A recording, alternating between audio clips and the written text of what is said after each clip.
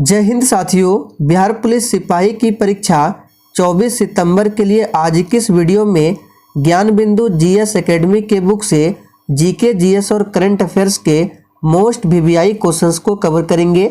इसलिए आप सभी आज के इस सेशन को बिना स्किप किए पूरा ध्यानपूर्वक देखें। और साथियों, जितने भी नए अभ्यर्थी चैनल पर पहली बार आए हैं, आप लोग क्लास टाइमिंग को नोट कर लीजिए।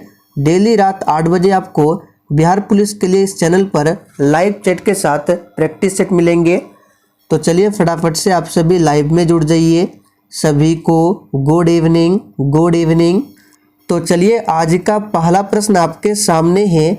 निम्न में से कौन सा दर्रा मुंबई एवं पुणे के बीच अवस्थित है? वेरी इंपॉर्टेंट प्रश्न है। चलिए आप सभी आंसर कीजिए। आंसर करने के लिए आप लोगों को नीचे लाइव चैट का ऑप्शन मिल रहा होगा, इसलिए प्रत्येक स्टूडेंट को नीचे लाइव चैट में अपना अपना आंसर देना है। तो कौन सा दर्रा मुंबई एवं पुणे के बीच में अवस्थित है? तो याद कर लीजिए, काफ़ी ज़्यादा इम्पोर्टेंट प्रश्न है। भोरघाट दर्रा। साथियों, भोरघाट दर्रा जो है मुंबई एवं पुणे के बीच में अवस्थित है।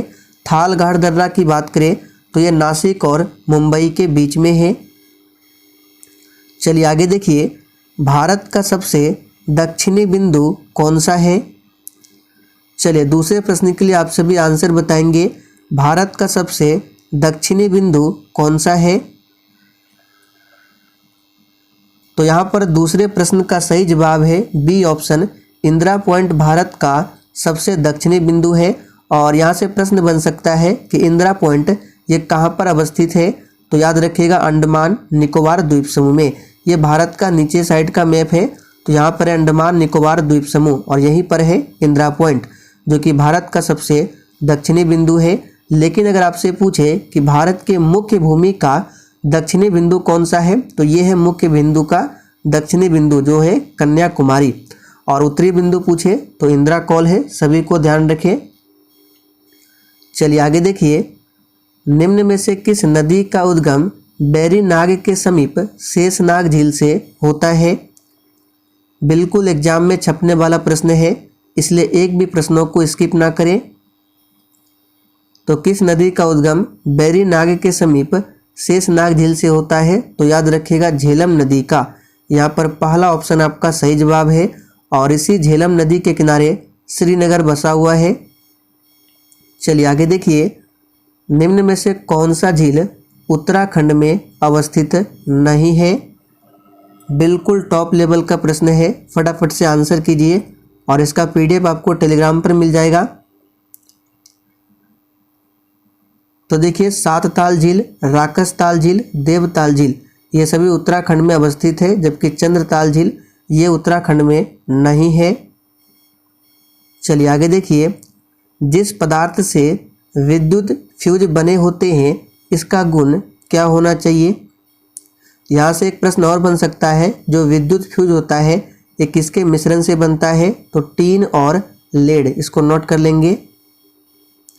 टीन और लेड के मिश्रण से बनता है विद्युत फ्यूज। और ये जो फ्यूज होता है इसका गलनांक निम्न होता है और प्रतिरोध उच्च होता है। तो याद रखिएगा, यहाँ पर डी ऑप्शन आपका सही जवाब है। चलिए आगे देखिए, पृथ्वी पर सबसे ज़्यादा कौन सा धातु पाया जाता है? चलिए 6 के लिए आंसर कीजिए फटाफट से। पृथ्वी पर सबसे ज़्यादा कौन सा धातु पाया जाता है? तो देखिए, पृथ्वी पर सबसे ज़्यादा एल्युमिनियम धातु पाया जाता है। और वायुमंडल में पूछे सबसे अधिक कौन सी गैस पाई जाती है? तो नाइट्रोजन। याद रखिएगा, लगभग 78% के आसपास नाइट्रोजन वायुमंडल में पाई जाती है।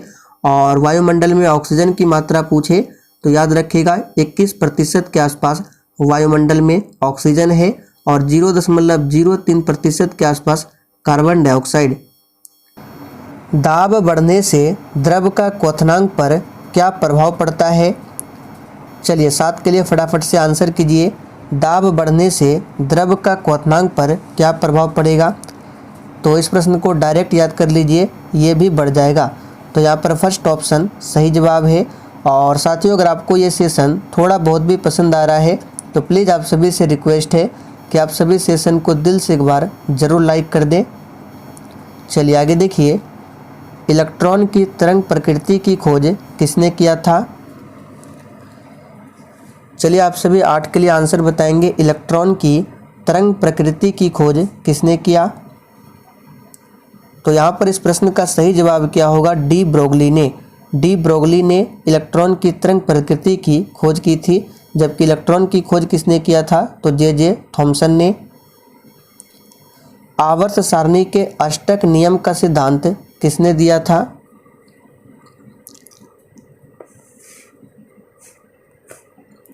तो यहाँ पर इस प्रश्न का सही जवाब क्या होगा? न्यूलैंड्स ने अष्टक नियम दिया था। और एक पूछा जाता है त्रिक नियम, ये किसने दिया था? तो ये दिया था डोब्रेनर ने।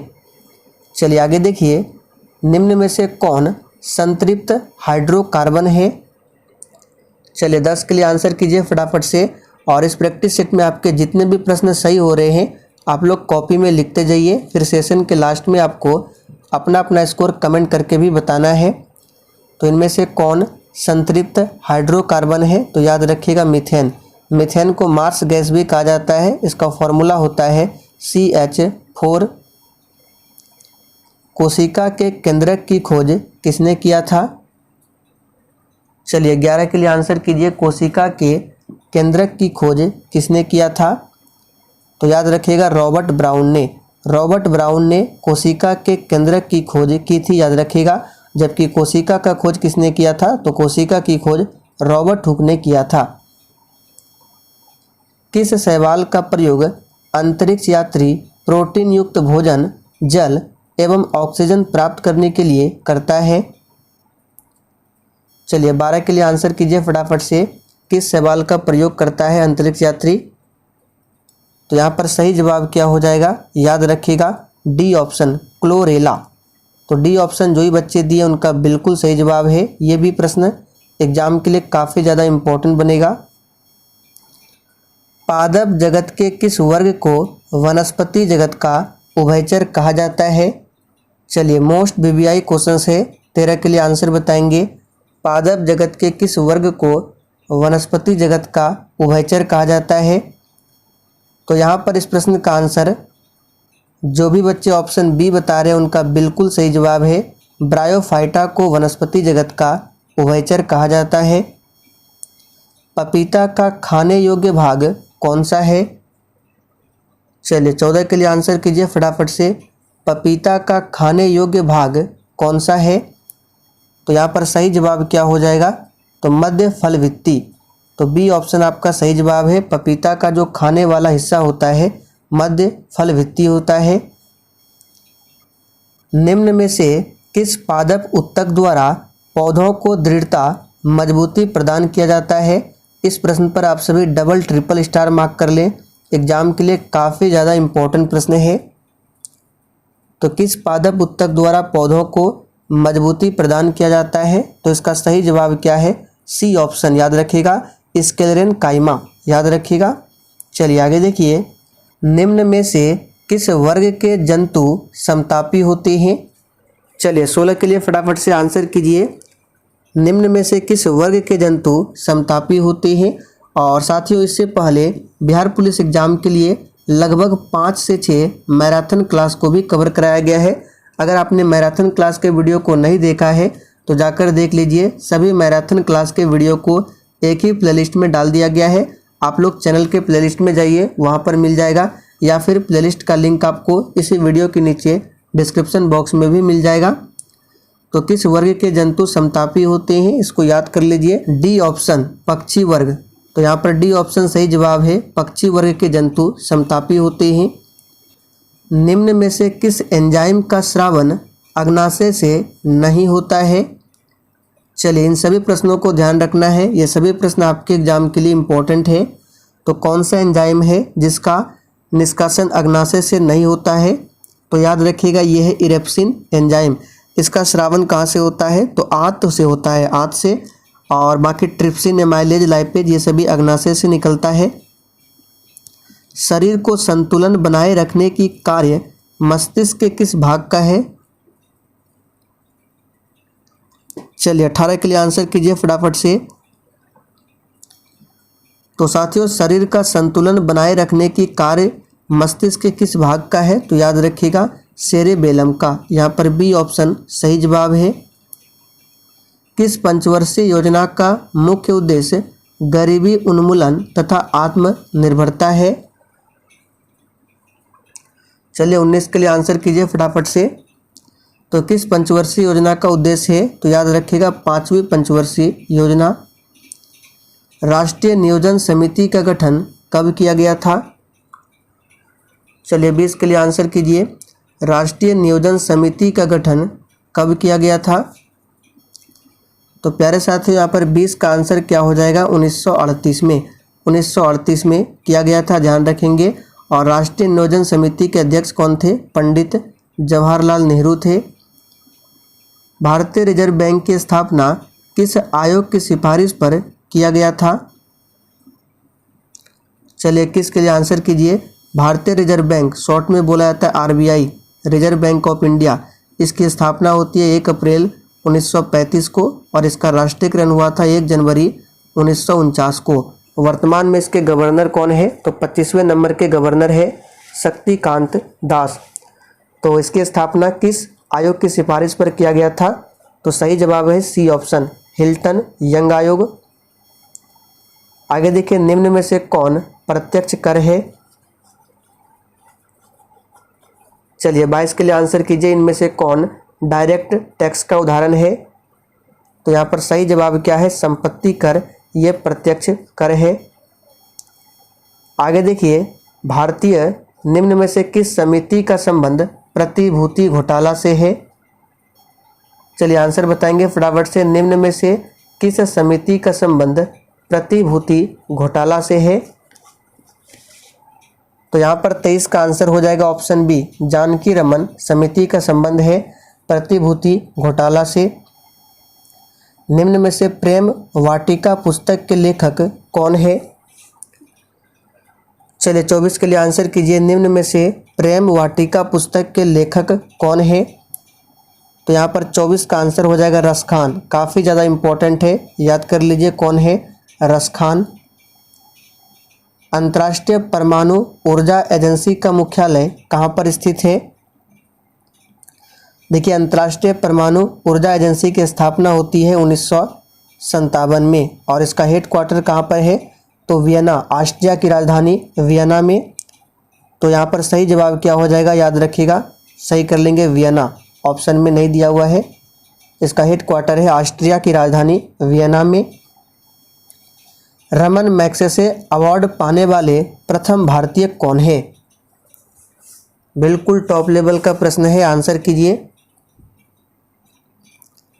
तो साथियों, रमन मैग्सेसे अवार्ड पाने वाले प्रथम भारतीय है आचार्य विनोबा भावे। तो यहाँ पर डी ऑप्शन सही जवाब है। इनको 1958 में मिला था रमन मैग्सेसे अवार्ड। निम्न में से यूनाइटेड किंगडम का राष्ट्रीय पशु या पक्षी कौन सा है? तो यहाँ पर 27 का सही जवाब है सी ऑप्शन, रॉबिन रेडवेस्ट।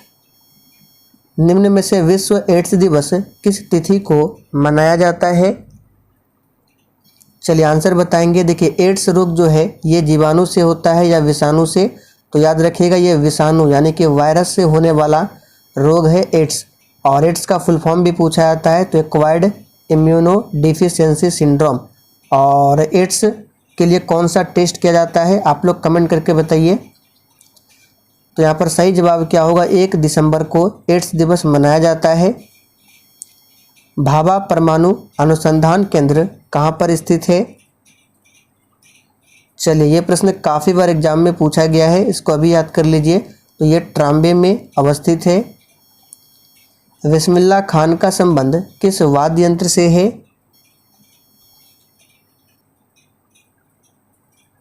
तो यहाँ पर 30 का आंसर क्या हो जाएगा? बिस्मिल्लाह खान का संबंध है शहनाई वादन से। तो डी ऑप्शन सही जवाब है, शहनाई।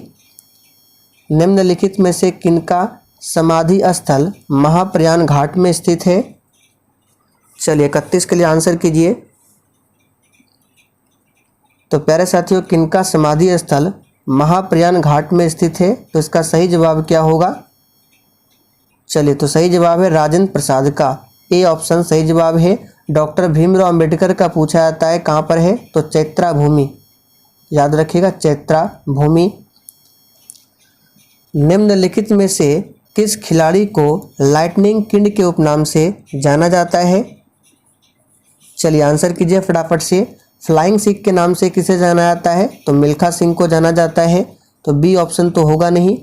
तो लाइटनिंग किंग के उपनाम से जाना जाता है किसे, तो विश्वनाथ आनंद को, यहाँ पर सी ऑप्शन आपका सही जवाब है। नेशनल डिफेंस एकेडमी का हेडक्वार्टर कहाँ पर स्थित है?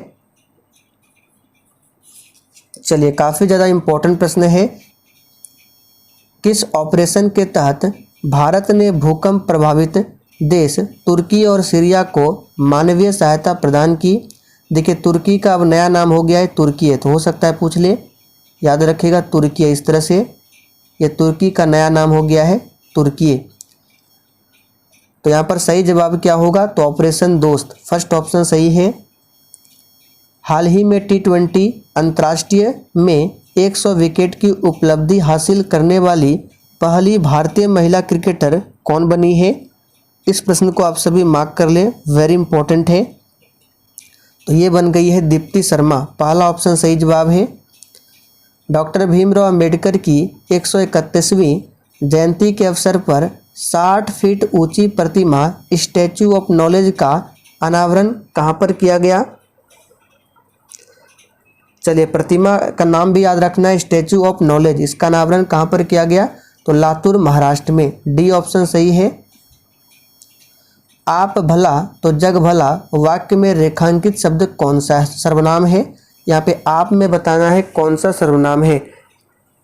चलिए, सर्वनाम से संबंधित भी एक प्रश्न आपके एग्जाम में पूछे जाते हैं, तो आप में कौन सा है, याद रखिएगा निजवाचक सर्वनाम है, यहाँ पर बी ऑप्शन सही है। उल्लास शब्द का सही संधि विच्छेद क्या है?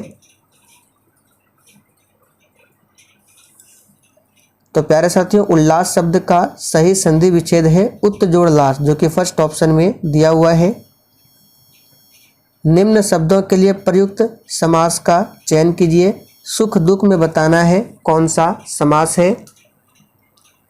चलिए आंसर कीजिए फटाफट से।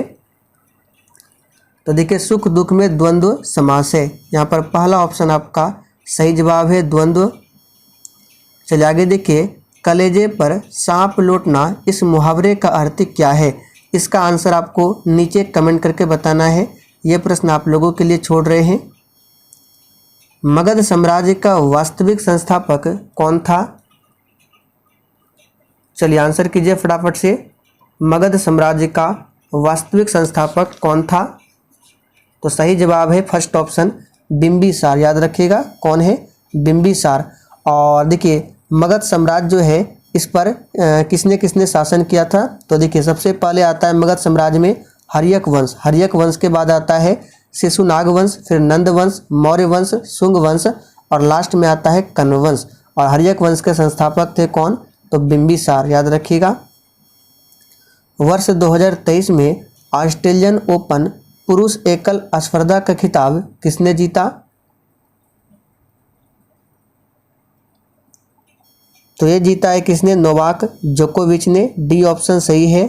आप लोग कमेंट करके बताइए नोवाक जोकोविच किस देश से है? दिल्ली के किस सुल्तान ने स्वयं को नियामत ए खुदाई कहा था? तो साथियों, किस सुल्तान ने स्वयं को नियामत ए खुदाई कहा था? तो याद रखिएगा बलबन ने, सी ऑप्शन सही जवाब है। गुलाम वंश का शासक था बलबन। निम्नलिखित में से मैथिली शरण गुप्त की रचना कौन सी नहीं है? चलिए 44 के लिए आंसर कीजिए। तो साकेत, भारत भारती, पंचवटी ये सभी मैथिली शरण गुप्त की रचना है, जबकि पथिक जो है राम नरेश त्रिपाठी की रचना है। तंजौर के राजराजेश्वर शिव मंदिर का निर्माण किसने करवाया था? देखिए, इस मंदिर का नाम वृद्धेश्वर मंदिर भी है और इसका निर्माण किसने करवाया था? तो राजराज प्रथम ने, याद रखिएगा। और ये जो राजराज प्रथम है ये चोल वंश से संबंधित थे, याद रखिएगा। और चोल वंश का संस्थापक कौन है? तो विजयालय, सभी को ध्यान रखें। गुटनिरपेक्ष आंदोलन का पहला शिखर सम्मेलन कब और कहां पर आयोजित किया गया था? तो बहुत ही सिंपल है, बेलग्रेड में 1961 में। वायु के क्षैतिज संचालन से होने वाला ताप का स्थानांतरण क्या कहलाता है? तो ये कहलाता है संवहन। चलिए, भारत का राष्ट्रीय चावल अनुसंधान संस्थान कहाँ पर अवस्थित है? देखिए, अंतर्राष्ट्रीय और राष्ट्रीय दोनों याद रखना है। राष्ट्रीय पूछे तो उड़ीसा के कटक में है, अंतर्राष्ट्रीय पूछे तो फिलीपींस के मनीला में है। अधिक जनसंख्या वाले देशों के समूह में से कौन सा अवरोही क्रम में है?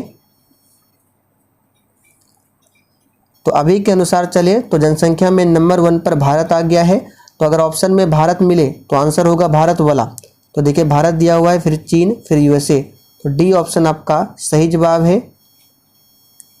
निम्न में से किस यूरोपीय जाति को इंडोनेशिया में प्रभुत्व जमाने में सफलता मिली थी? चलिए, ये प्रश्न रिपीट हुआ है।